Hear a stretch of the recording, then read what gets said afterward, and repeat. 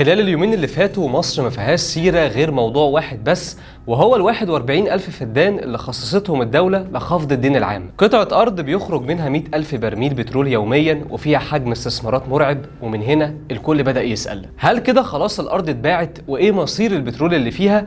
ومنطقة فيها نقط عسكرية مهمة جدا زي دي، الجيش هيتعامل معاها إزاي؟ والديون اللي على مصر بقت قد إيه؟ وهل زادت ولا قلت؟ ومصر هتدفع كام السنة دي فلوس؟ وهيتبقى عليها قد إيه؟ أسئلة مهمة جدا هنجاوبها النهاردة سوا. أنا محمود طولان، وتعال نشوف الرابط.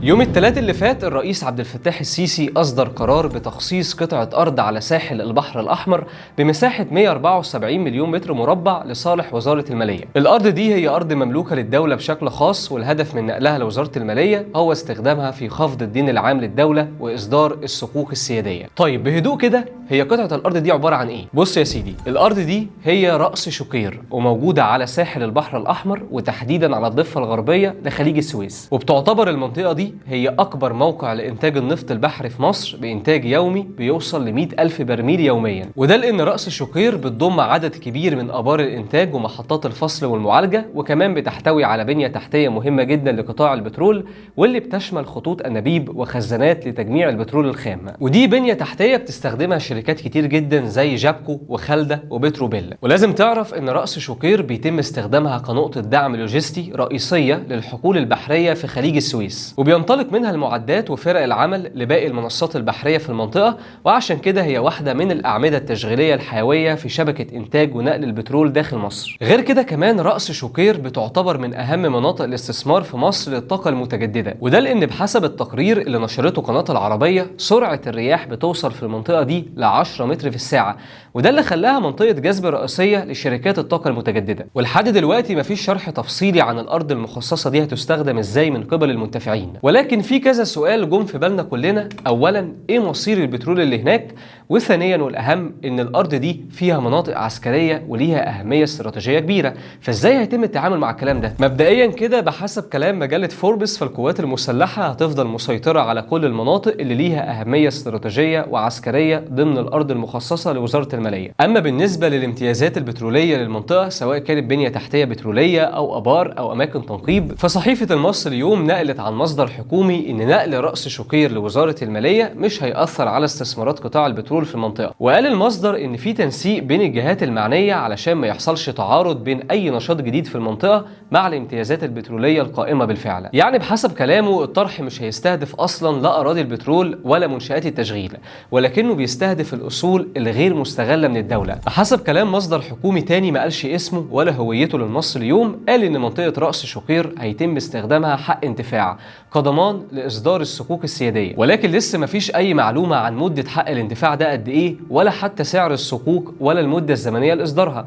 لأن زي ما قلت لك الموضوع لسه مفيش عنه معلومات كتير. وعشان تبقى فاهم، الصكوك السيادية دي زي أي أداة تمويل حكومية بتصدرها الحكومة عشان تدعم بيها اقتصاد الدولة بشكل عام، وبيتم إصدارها لمدة لا تزيد عن 30 سنة، وبتكون محددة القيمة على عكس الأسهم اللي لا بتكون محددة القيمة ولا حتى المدة، وكمان على عكس السندات وأذون الخزانة في حساب قيمة العائد والمدة. طيب يعني صفقة زي دي هتساهم في خفض الدين قد ايه مثلا؟ الحقيقة ما نقدرش نحدد لسه، ولكن نقدر نقارنها بصفقة زي راس الحكمة واللي تمت بين مصر والامارات بقيمة 35 مليار دولار. 24 مليار دولار منهم كانوا تحويلات، و11 مليار اتحولوا لاستثمارات محلية من الديون الاماراتية. وبحسب كلام وزير الخارجية في الصفقة دي ساهمت في زيادة احتياطي النقد الاجنبي وخفض اجمالي دين الحكومة العام ل 89% من الناتج المحلي، وانخفاض حجم الدين الخارجي بحوالي 3 مليار دولار. وهنا نسأل سؤال مهم، هو مصر عليها ديون كام اصلا؟ وسددت منها قد ايه؟ وايه المفروض تسدده الفترة الجاية؟ مصر في الربع الاول من العام المالي الحالي اللي بيبدأ في يوليو 2024 سددت حوالي 8 مليار دولار،